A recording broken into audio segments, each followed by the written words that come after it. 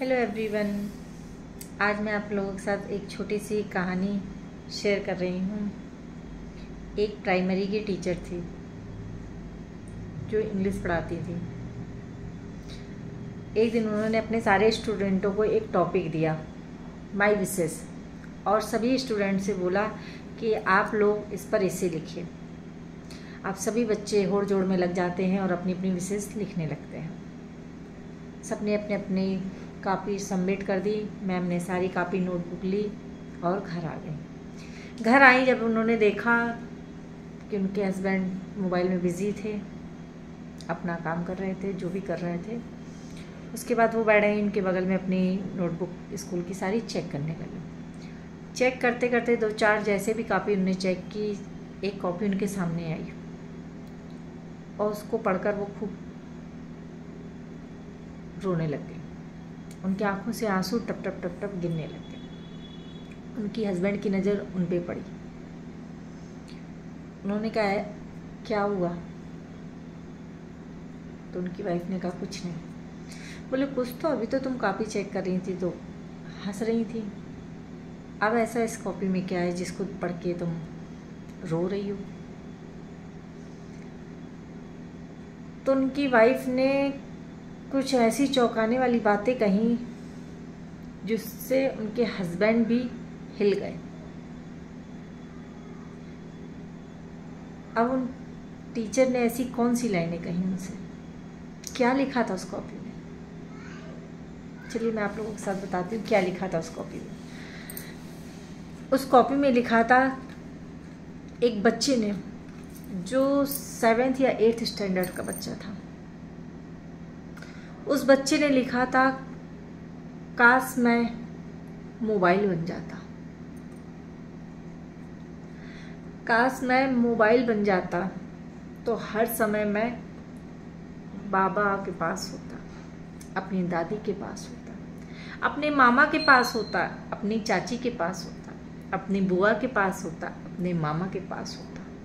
काश मैं मोबाइल बन जाता तो शायद मैं अपनी माँ की गोद में होता, शायद मैं अपने पापा के हाथों में होता। जो इन लोगों ने मुझे छोड़ दिया है, मुझे समय नहीं देते। काश मैं मोबाइल होता तो मुझे भी इतना समय दे पाते। मैं जिसके पास जाता हूँ सब मुझे धुतकार देते हैं। सबके पास मोबाइल होता है, मेरे लिए किसी के पास समय नहीं होता।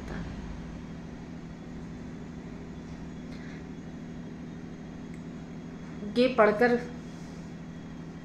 उसकी माँ को बहुत अंदर से,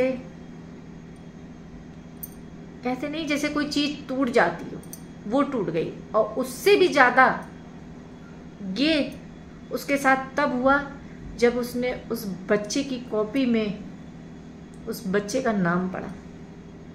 आप लोग जानते हैं उस बच्चे का नाम क्या था? वो कौन था बच्चा? वो बच्चा खुद उस टीचर का था।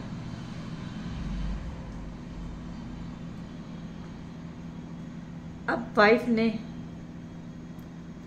अपने हस्बैंड से कहा, क्या हम लोग एक अच्छे पेरेंट्स नहीं हैं? क्या हम लोग के साथ हमारा बेटा खुश नहीं है? क्या हम लोग अपने बच्चे को समय नहीं दे पा रहे?